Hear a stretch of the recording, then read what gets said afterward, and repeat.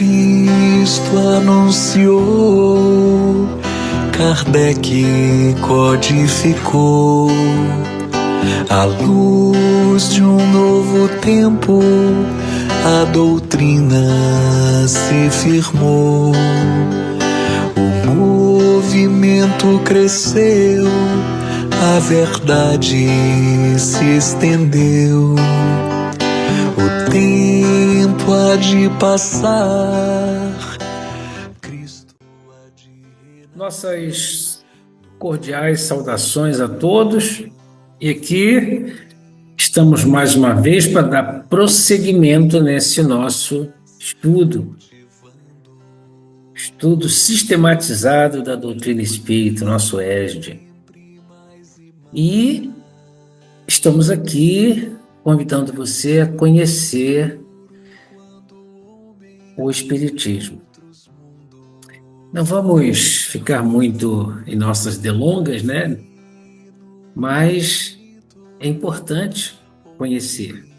E esse é o nosso grande objetivo: levar o Espiritismo, levar a doutrina espírita como ela é, para que você tenha consciência, para que você tenha condições de dizer que sim ou que não, né? Então vamos lá para o nosso estudo de hoje, dando o nosso prosseguimento a esse nosso quinto encontro.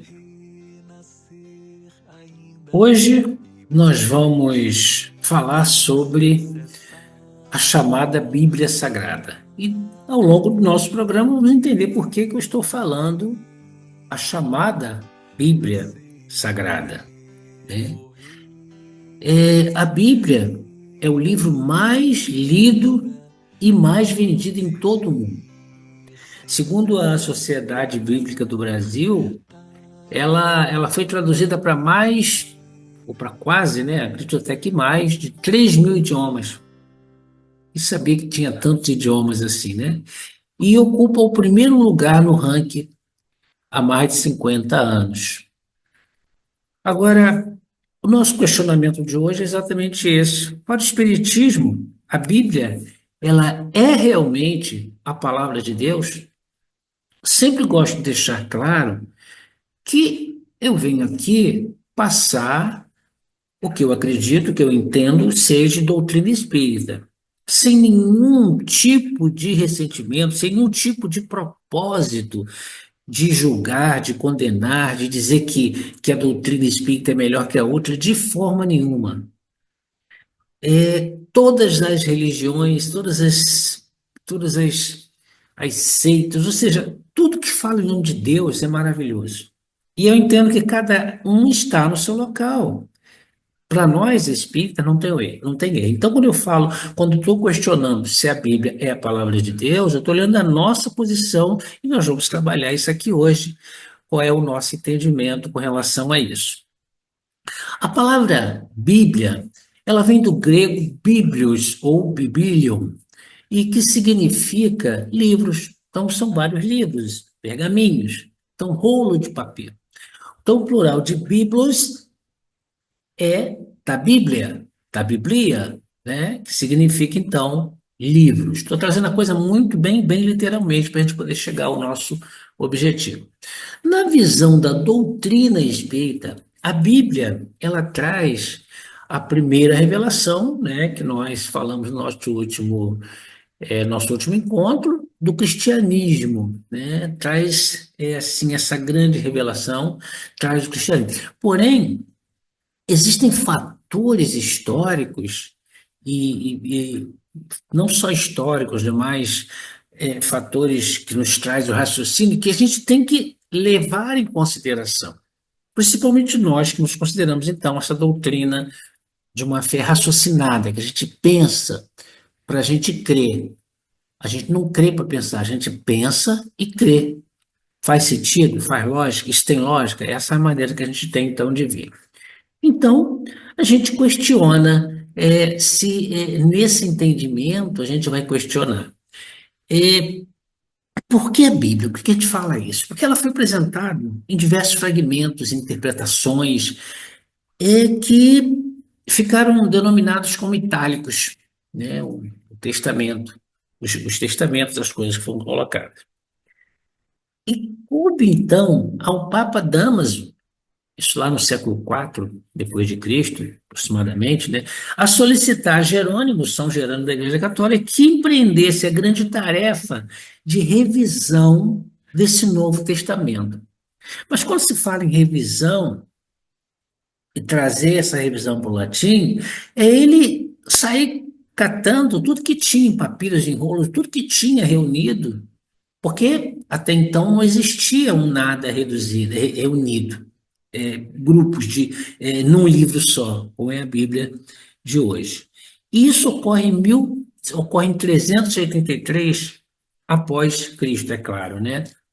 Então, quando a gente fala aqui, por que que a Bíblia, como nós entendemos a Bíblia nesse significado e por que que a gente traz esses questionamentos, é porque existem várias situações, né? A princípio, pela dificuldade de ser traduzida corretamente do hebraico. Por que do hebraico? É a linguagem que se falava naquela época, né? O aramaico, que era a língua, então, que Jesus falava. Então, depois do hebraico, então, essa dificuldade para traduzir corretamente esse hebraico, que já era uma língua bem com poucas gramáticas e pouca literatura. Depois que se traduz do hebraico, ela passa para o grego. Ela vem para o grego. E depois do grego, ela passa para o latim.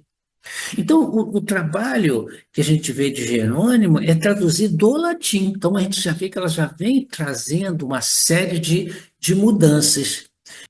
E a gente percebe, então, que quando o Papa Damaso pede a Jerônimo, a São Jerônimo, no caso, ele pede para traduzir já do latim. Então, ela já tinha uma certa transição, né, em textos muito obscuros. E aí, depois disso tudo, depois dessas traduções todas, a gente tem que levar em consideração uma sucessiva mudança através dos concílios, né, que foram apresentados várias alterações nesses textos, várias correções, várias interpelações, ou seja, muitas coisas que na realidade chegaram a mutilar muitos dos conceitos que a gente observa que modificam a forma de se interpretar, de se entender, e traz realmente grandes perturbações. E essas mudanças, elas vieram a fim de atender interesses que, colocado como inconfessáveis, de indivíduos e grupos políticos durante o largo período dos impérios romanos, que a gente sabe que os impérios romanos ele durou muito tempo, mais de 500 anos, né? Antes e depois de Cristo, durou por muito tempo. Então, houveram-se muitas mudanças com relação a tudo isso. Quando a gente fala que a Bíblia é a palavra de Deus, quando se coloca a palavra de Deus, quem coloca está colocando o Novo e o Velho Testamento, que a gente vai ver aqui, é diferente, coloca tudo numa coisa só. E a gente não verifica dessa maneira. No entanto, com tudo isso, nós não estamos desvalorizando a Bíblia, o Novo ou o Velho Testamento, né? Porque permaneceu a essência dos ensinamentos. A essência de tudo aquilo que foi sintetizado, que a gente pode dizer, pode sintetizar, que todo esse ensinamento ficou sintetizado, ficou aglomerado nessa frase: o amor a Deus sobre todas as coisas e ao próximo como a si mesmo, assim como Cristo fez uma redução, Cristo fez, compactou esses mandamentos, né? Amar a Deus sobre todas as coisas e ao próximo como a si mesmo. Isso não se perdeu. E todos que falam, que leem, que estudam, que professam a Bíblia, vamos colocar assim agora no início, eles têm esse entendimento aqui e isso é muito importante, né? Todo essas conclusões que eu estou tirando, que eu estou trazendo aqui, elas vieram desse livro, Jesus e o Evangelho, está lá na introdução, né? Jesus e o Evangelho da Psicologia Profunda, que são informações de Joana de Ângelo, que veio através do nosso querido Divaldo Franco. Então, esses momentos que eu estou falando, dessa transição, de passar de uma língua para outra, tudo foi uma introdução desse livro que ela coloca. Por que dessa mudança? Por que que a gente já começa a ter um certo sentimento diferente com relação ao que se chama de Bíblia como a palavra de Deus. Continuando, então, quando a gente fala na Bíblia, a gente vai observar que esses 5 livros, né, iniciais da Bíblia, que constituem esse Pentateuco mosaico, ele refere-se à formação e organização desse povo judeu. Isso tudo após a libertação do Egito e a conquista de Canaã, né? Diga-se de passagem que Moisés ele não chegou a entrar em Canaã. A expressão, a palavra de Deus, ela é de origem judaica e ela foi herdada pelo cristianismo com o objetivo de dar autoridade à igreja, de dar autoridade a esses ensinamentos, falava-se a palavra de Deus. A gente vai ver em poucos locais isso. Lá em João, no capítulo 1, versículo 1, a gente vai ver lá que está lá. No princípio havia o Verbo. E o Verbo estava junto de Deus, e o Verbo era Deus. Vamos em frente. A Bíblia, para nós espíritas, ela não pode ser considerada a palavra de Deus, porque é um livro escrito por homens, com essas mudanças todas que a gente está colocando. É claro que a gente vê que tem inspirações. E essas escritas vieram com defeitos, com qualidades de todos nós, seres encarnados, né? Mas a gente crê verdadeiramente que existem em muitas passagens, não são em todas, mas com inspiração divina. Então, nessa Bíblia, a gente vai encontrar de tudo.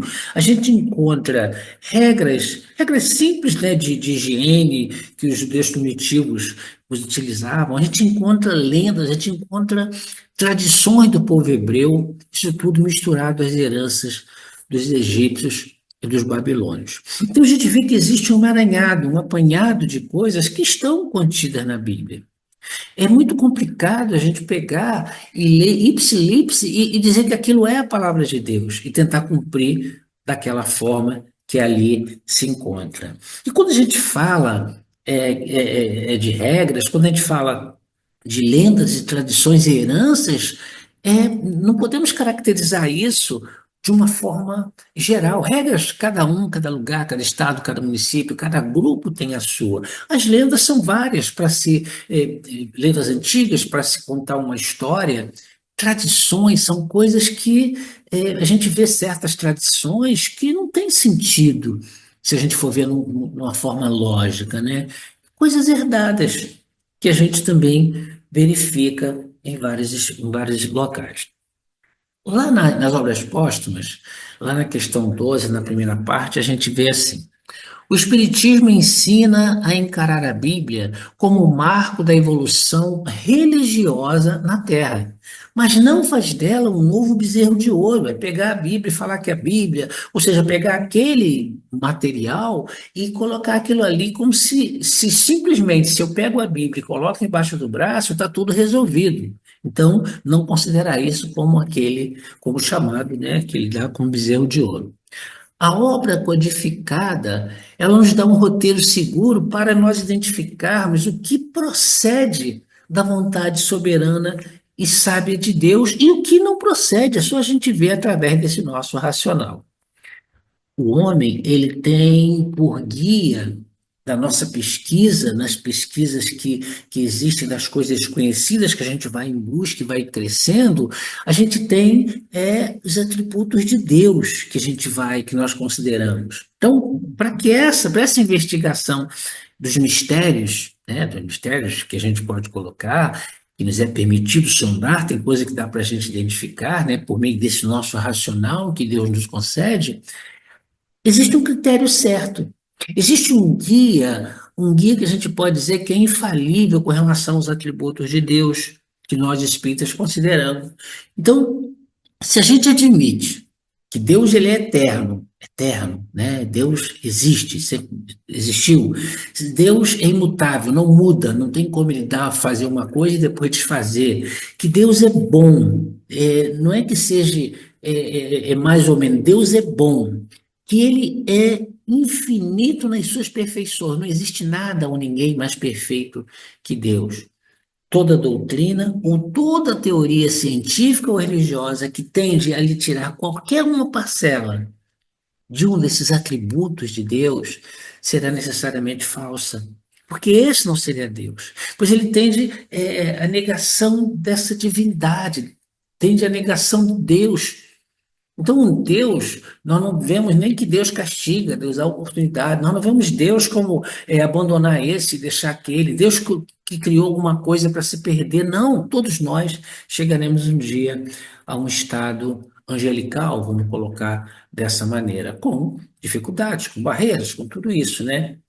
Mas esta compreensão desses atributos de Deus, que a gente coloca alguns, que são tantos, mas a gente coloca poucos porque é até difícil a gente compreender. Mas se a gente entende que ele é eterno, que ele é imutável, que ele é bom, que ele é perfeito, e uma coisa perfeita é aquela coisa que não tem como errar.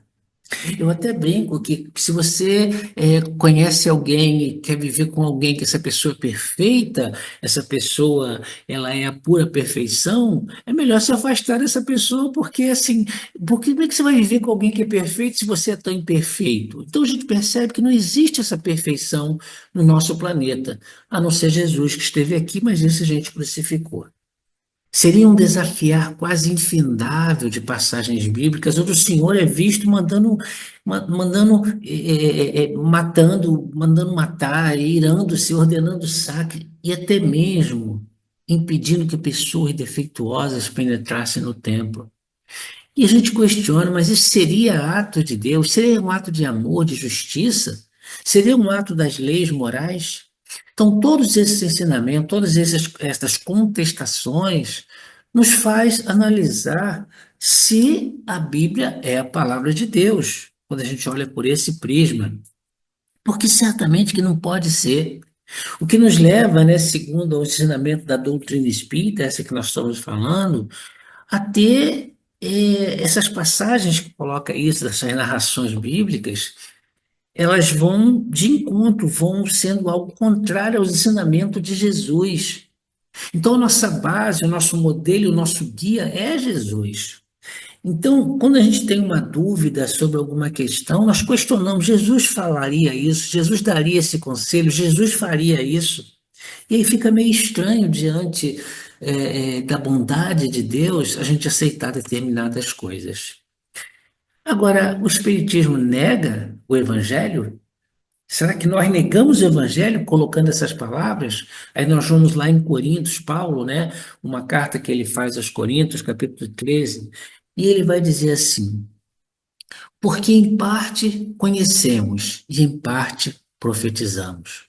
Mas quando vier o que é perfeito, percebam, então o que é parte será aniquilado. Porque quando vier o que é perfeito, Jesus já não tinha vindo? Que perfeição é essa que Paulo então escreve nessa carta aos Coríntios? Geralmente, outras denominações cristãs, né, eles afirmam de uma forma até errônea que o Evangelho segundo o Espiritismo ele é a Bíblia dos Espíritas. Nós não vemos dessa maneira. Quando a gente fala Evangelho segundo o Espiritismo, não é isso, né? Como se o Espiritismo rejeitasse totalmente tudo que está no Evangelho. Não é dessa forma, não é por aí que a gente vai caminhar. O Espiritismo, ele vê a Bíblia como um manancial de ensinamentos que são estudados por cada um de nós, mas somos conscientes, é o racional que eu falo, do que além dos ensinamentos morais que ela contém, que a gente não ignora nada, existem outros ensinamentos, né, que não, sabe, que não são assim, não coaduzem com nossos tempos atuais, coisas que foi para aquele momento, e todos os estudiosos, aqueles que não são fanatizado, né, que o fanatismo é algo que nós somos contra, né, eles estão conscientes dessa verdade. E só que e muitas vezes eles não colocam razão ao estudo desse capítulo do versículo.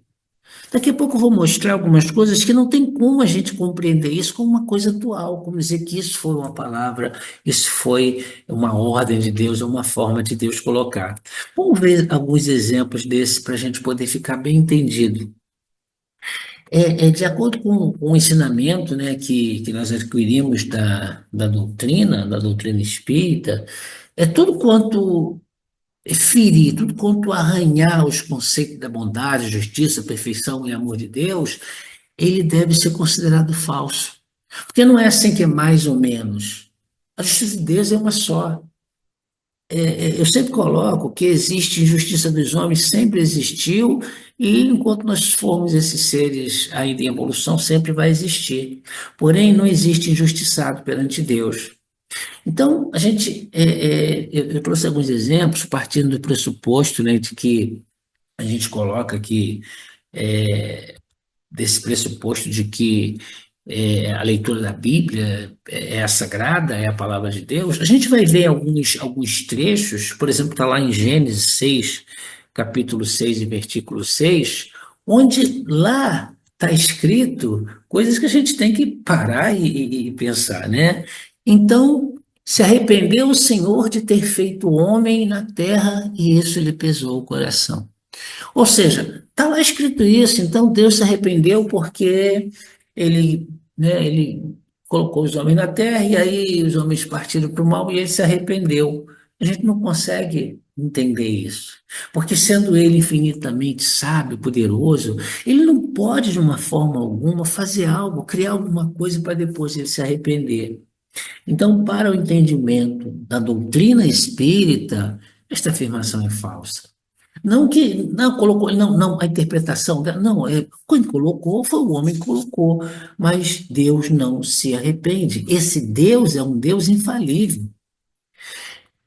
Deus infinitamente justo daria a ordem para acabar com o crime ou com o criminoso. O que que a gente entende? Nós entendemos que o crime há de terminar, o roubo há de terminar, mas não é para se acabar com o criminoso, não é? Ninguém do espiritismo, da doutrina, ordena ou crê nessa maneira, porque somos todos espíritos em evolução e vamos chegar um dia até lá, né? Então, certamente é para se acabar com o crime. E nós vamos ver que está lá em Êxodo, né? A gente vai ver: quem ferir alguém que morra, ele também certamente morrerá. Ferir alguém que morra, vai morrer. Quem ferir seu pai ou sua mãe, certamente morrerá.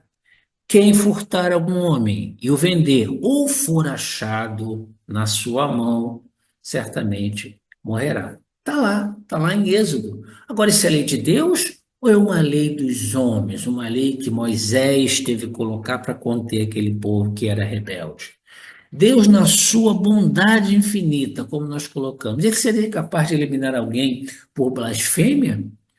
Será que se eu falar um palavrão, Deus vai me eliminar por conta disso? Mas a gente vai encontrar lá também, a gente vai encontrar lá na Bíblia, né, lá no Testamento, dizendo assim, está lá em coisas dessa natureza, a gente vê em Levítico, né? E como é que está escrito lá em Levítico para a gente poder, então, ter essa compreensão de que se isso é uma realidade ou não é uma realidade? Tira o que tem blasfemado para fora do arraial, e todos os que o ouviram porão as suas mãos sobre a sua cabeça. Então toda a congregação o apedrejará. Se isso cai numa realidade nos dias de hoje, a coisa está complicada, né? Não que isso seja correto, falar palavrão, falar blasfêmia, né? Mas será que Deus faria dessa maneira? Deus, ele iria realmente fazer isso? E uma mais grave, Deus e os filhos desobedientes, o que nos orienta a Bíblia? E hoje em dia, nós vivemos aí no século XXI, a gente observa aí, né, como é que os filhos estão fazendo com os pais, como é que está essa coisa da educação aqui.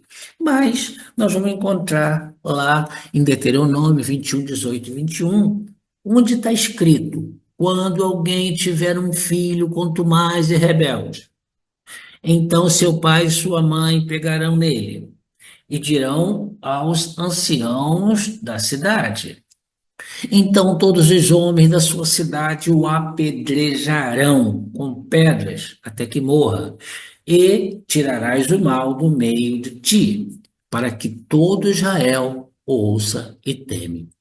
Então, assim, comandar pelo temor, né? Fazer para que o outro veja como é que Deus vai te castigar, Deus punitivo. E a gente vai ver Deus dessa maneira. Lá em Coríntios, uma outra carta de Paulo aos Coríntios. Quem hoje poderia literalmente seguir as orientações de Paulo, né, do apóstolo Paulo, quando se proíbe uma mulher de falar ou pregar numa instituição cristã, né? Os direitos das mulheres, né? Quem poderia fazer isso aí? Mas quem, colocando a Bíblia como a palavra de Deus, impõe como lei para si e para quem ama alguns dos estatutos contidos no Deuteronômio, como vimos anteriormente. Nós faríamos isso. As pessoas que falam que a Bíblia é a palavra de Deus, que seguem a palavra de Deus, faz isso com seus filhos. Então, assim, a gente tem que ver as coisas de uma forma histórica. O momento era aquele ali. Moisés tinha que fazer daquela maneira. Então, a Bíblia, no contexto todo, ela não pode ser a palavra de Deus. A Bíblia não é de um exército, não é de uma cidade, não é de um povo. Deus não é de um povo, Deus não é de uma cidade. Então, a gente tem que ver esse contexto de quem é realmente esse Deus. A fé raciocinada, ela impele o homem a examinar mais aquilo o que lhe é dito, é pensar, é raciocinar. Será que isso é lógico? Não é porque alguém está me dizendo que é isso. Ó, Deus existe, você tem que acreditar. A doutrina espírita não vê por esse ângulo. Agora, como é que a gente vê? Qual o racional que a gente usa isso aí? Tudo que a gente vê feito aqui, né? Eu estou vendo aqui, eu estou com uma caneta aqui, eu estou vendo uma caneta, eu estou vendo aqui, vou pegar aqui, eu tenho um lápis aqui, eu estou vendo um lápis. Ou seja, tudo que eu posso observar, tem um grampeador aqui perto de mim, um grampeador. Então, tudo que eu posso observar, eu sei que alguém fez. Todo, toda causa, né? Tá aí a causa tem um efeito. Tem que alguma coisa ver. Então, para nós, por que eu vou acreditar que Deus existe? Porque eu posso olhar uma formiga, posso olhar uma árvore, olho as pessoas, olho o rio. Alguém fez. Quem fez? Ó, ouvi agora um latido de um cachorro, um animal. Quem fez? Quem fez? Então, essa é a nossa forma racional de compreender. Deus é perfeito? O ser humano é perfeito? Nós somos perfeitos? Esse latido que eu estou ouvindo de um cachorro, por que ele latiu? Então, assim, é a perfeição de Deus. Isso é prova de Deus. Enquanto a fé cega o leva a não examinar os fatos que lhe são mostrados, acreditando inteiramente naquilo que lhe é falado, sem que seja feito nenhum exame prévio desta fala. Então, assim, falou, falou, mas a gente tem que analisar para ver se aquilo é uma realidade. Isso é que a doutrina espírita nos leva a crer. E com isso, a gente não tem dúvida nenhuma da existência de Deus.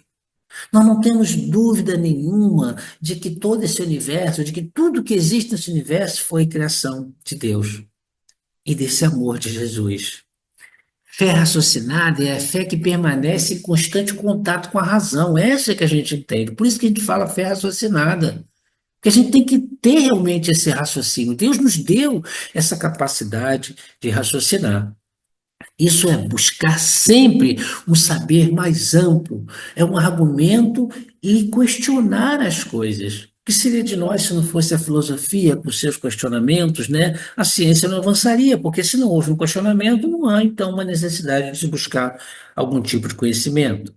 A fé espírita, ela há de ser uma fé em constante atualização, uma fé renovada, sempre reconstruída.